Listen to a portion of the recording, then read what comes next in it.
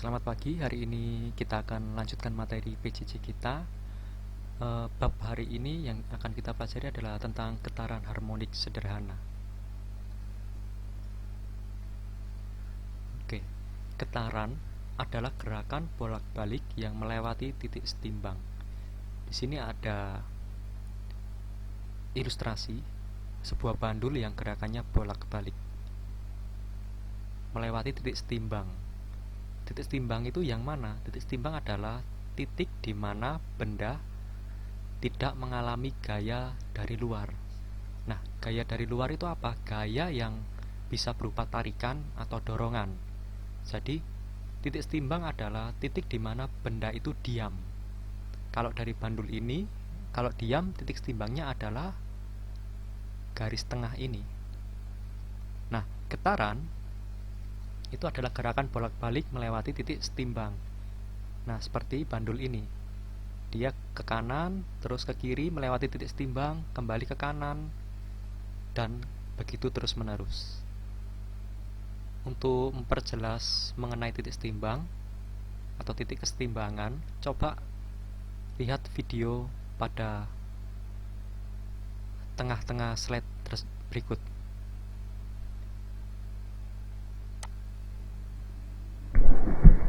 Oke, amati video ini.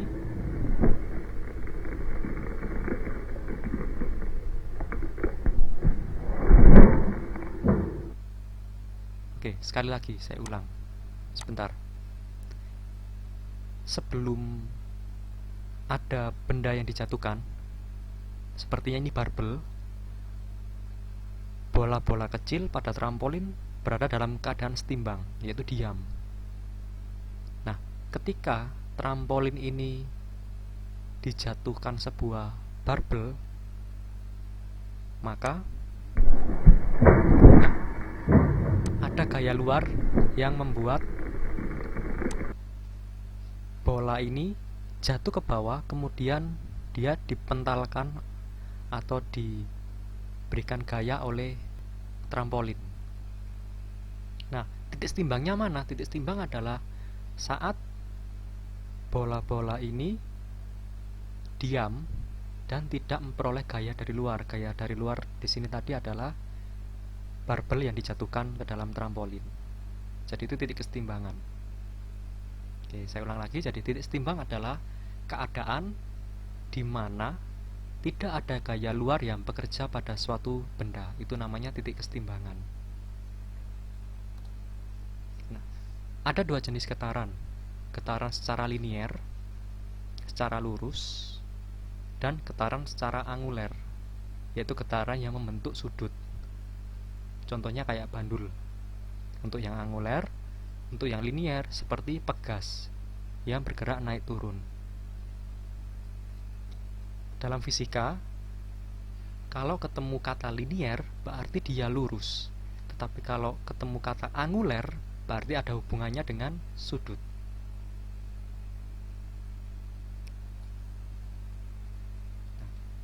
Besaran-besaran pada getaran. Waktu kalian SMP pasti pernah mendengar kata frekuensi, periode, dan amplitudo. Tiga besaran ini merupakan besaran pokok pada getaran. Pasti kalian akan pelajari terus nantinya. Frekuensi adalah jumlah getaran dalam waktu tertentu. Kalau periode, waktu yang diperlukan untuk melakukan satu getaran penuh. Sedangkan amplitudo adalah simpangan terjauh atau posisi terjauh dari suatu benda yang bergetar. Dari definisi frekuensi dan periode, maka dapat dirumuskan bahwa frekuensi F sama dengan jumlah getaran dibagi waktu atau N per T. Sedangkan periode dapat dirumuskan waktu dibagi jumlah getaran. F sama dengan N per T dan T sama dengan T per N. Ingat, T besar adalah periode, T kecil adalah waktu. Total waktu. Kalau periode itu waktu untuk satu putaran. Kalau T kecil itu waktu untuk beberapa putaran. F kecil adalah frekuensi. Nah, dari definisi ini ternyata frekuensi dan periode memiliki nilai yang berbanding terbalik. Jadi F sama dengan kebalikan dari T, atau F sama dengan seper T, dan sebaliknya T sama dengan seper F. Sekarang ada kata satu getaran. Satu getaran itu gimana sih? Atau satu getaran itu dari mana sampai mana? Misalkan saya mau hitung bandul dari posisi A, saya lepaskan, maka bandul akan bergerak ke posisi C, kemudian kembali ke posisi A, ke B, ke C, dan seterusnya. Nah, satu getaran adalah satu gerakan bolak-balik. Sehingga kalau saya mau hitungnya dari titik A, maka yang dinamakan satu getaran adalah A ke B, ke C, ke B, ke A. Itu namanya satu getaran. Jadi satu getaran adalah kembali ke posisi semula. Kata kuncinya yang paling gampang seperti itu. Kalau misalkan kalian mau patokannya ngitung dari titik B bergerak ke C, bergerak ke B, bergerak ke A, kembali ke B, itu satu getaran. Jadi B, C, B, A, balik lagi ke B, itu satu getaran. Misalkan dari C sekarang, C ke B ke A, ke B ke C. Jadi kalau mau hitung satu getaran, yaitu C, B, A, B, balik ke C lagi. Nah, itu satu getaran. Yang akan kita bahas hari ini lebih spesifik dari materi SMP, yaitu getaran harmonik sederhana. Getaran harmonik sederhana adalah getaran yang terjadi secara teratur dan tidak terjadi peredaman atau tidak ada gaya gesek yang menghambat getaran. Dalam artian mungkin tidak ada udara yang menghambat getaran. Nah, kalau tidak ada udara yang menghambat getaran, otomatis idealnya getaran harmonik sederhana ini terjadi pada ruang hampa udara. Tidak ada gaya yang menghambat, baik itu berupa gaya hambat udara maupun medium yang lain. Mungkin mau lakukan getaran di dalam air. Kata kuncinya adalah jumlah getaran tiap waktu selalu tetap. Jumlah periode dan frekuensinya tetap konstan. Amplitudenya juga konstan karena dia tidak dihambat oleh suatu gaya apapun, sehingga kalau kita simpangkan sejauh 5 cm, maka benda tersebut akan bergerak ke arah yang berlawanan sejauh 5 cm dari titik kesetimbangan. Jadi kalau ada bandul, kalian tarik ke kanan 5 cm, maka bandul tersebut pasti akan bergerak ke kiri 5 cm dari titik kesetimbangan. Dari dua getaran harmonis sederhana yang secara anguler maupun secara linier, jika digambarkan dalam grafik, maka grafiknya akan membentuk grafik yang sama atau serupa. Kalau grafiknya bentuknya demikian, dalam matematika grafik ini disebut grafik apa? Ini adalah grafik kosinus, sedangkan yang ini adalah grafik sinus atau fungsi sinus, sinusoidal function. Bedanya apa? Perbedaannya adalah cuma pada titik awal. Gambar bandul ini titik patokan awalnya saat T sama dengan 0 atau waktu awalnya dia menggunakan posisi maksimum. Jadi ngitungnya bukan pada posisi titik setimbang. Sedangkan yang gambar ini pegas yang dianalogikan dengan sebuah piston yang digerakkan oleh mesin bergerak melingkar beraturan. Ini patokan awalnya menggunakan T sama dengan 0, simpangan juga sama dengan 0 atau posisi sama dengan 0. Apa bedanya? Bedanya cuma posisi awalnya saja. Tetapi kalau secara ditarik kesimpulan secara umum nanti, maka akan membentuk satu persamaan yang sama. Kita tulis dulu.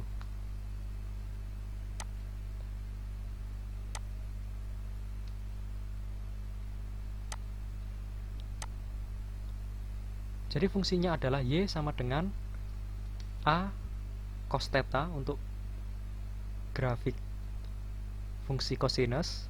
Kalau untuk grafik fungsi sinus, Y sama dengan A sin theta. Y adalah simpangan dalam waktu tertentu, A adalah amplitudo, yaitu simpangan terjauh. Nah, ini penjelasan dari grafik tadi. Untuk fungsi sinus, saat T sama dengan 0, simpangan sama dengan 0.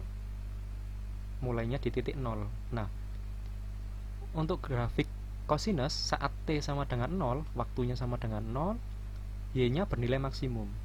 Nah, perbedaannya hanya di situ. Supaya untuk mempermudah penghitungan, kita pakai patokan T sama dengan 0 dan Y sama dengan 0.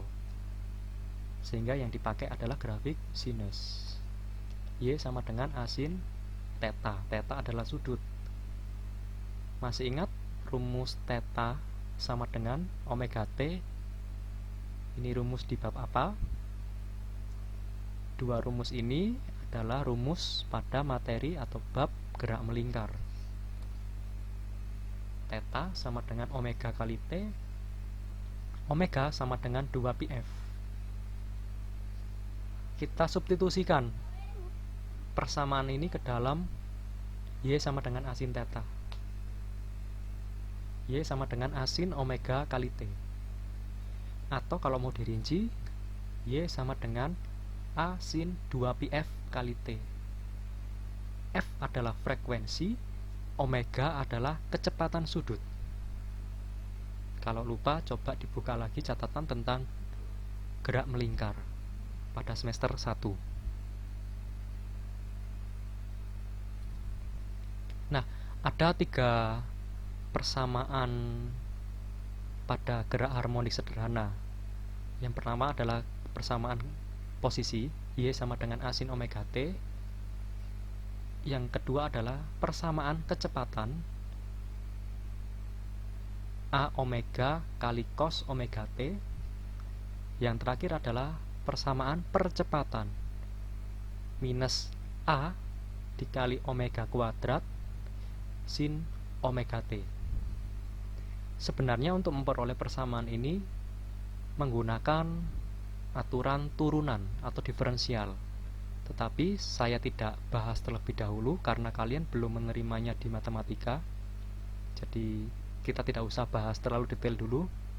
Ada waktunya nanti di kelas 11 kita akan bahas turunan atau cara menurunkan fungsi posisi menjadi kecepatan, dan kecepatan diturunkan menjadi fungsi percepatan. Itu akan kita bahas di kelas 11. Ini cuma perlu dibaca aja, tidak usah dihafal semua. Yang terpenting adalah hafal terlebih dahulu persamaan Y. Y sama dengan A sin omega T, atau Y sama dengan A sin 2πf kali T. Nah, dari persamaan percepatan ternyata bisa disederhanakan. Dari rumus minus A omega kuadrat sin omega T, ternyata A sin omega T adalah nilai dari Y. Sehingga rumus persamaan percepatan getaran bisa diubah menjadi A sama dengan minus Y dikali omega kuadrat. Ralat. Kenapa kok bernilai minus? Karena percepatan di sini dia berubah-ubah arah. Yang awalnya dia ke kanan, maka dia nanti akan berubah arah ke kiri. Contoh soal. Sebuah bandul digetarkan sehingga memiliki persamaan posisi Y sama dengan 4 sin 2pi 6t Y dalam meter dan T dalam detik. Maka tentukanlah frekuensi dan periode getaran T saat nilai Y bernilai maksimum jumlah getaran saat bandul bergerak selama 1 menit. Oke, kita tulis dahulu yang diketahui. Ada persamaan Y sama dengan 4 sin 2pi 6T. Ini apa? 4 ini? 4 adalah amplitudo. Ingat, komposisinya Y sama dengan A sin omega T, atau Y sama dengan A sin 2pi F kali T. Jadi nilai amplitudonya adalah 4. Nah, dari nilai 2pi 6T ini kita bisa jabarkan. Omega sama dengan 2pi 6. Sedangkan omega sendiri kalau kita mau jabarkan, omega sama dengan 2pi F. Sehingga diperoleh frekuensi adalah 6 Hz dan periode kebalikan dari frekuensi 1/6 second. Selanjutnya, T saat nilai Y bernilai maksimum. Nah, Y kalau bernilai maksimum, maka Y nilainya sama dengan amplitudo. Jadi Y sama dengan 4 meter. Masukkan nilai 4 meter di sini. Gunakan kembali persamaan Y sama dengan 4 sin 2pi 6T. 4 saya pindah ke sini menjadi 1 sin 2pi 6T. 2pi 6T ini misalkan dulu sebagai sudut, jangan dihitung dulu. Sin sudut sama dengan 1. Kira-kira sin berapa yang hasilnya 1? Sin berapa derajat yang hasilnya 1? Yaitu sin 90 derajat. Jadi ini nilainya 90. 2pi 6T itu sama dengan 90. Nah, pi di sini adalah pi sudut, bukan pi 3,14. Kenapa? Karena yang di sebelah kanan sin atau yang kena sin itu pasti sudut, pasti besaran sudut. Pi nilainya 180 derajat. Masukkan. Kalikan 2. Dikalikan 6, kalikan T. Maka nilai T sama dengan 1/24 sekon. Untuk mencari jumlah getaran, kalian bisa pakai rumus periode T sama dengan T kecil per N atau F sama dengan N per T. Terserah mau pakai mana, nanti hasilnya sama saja.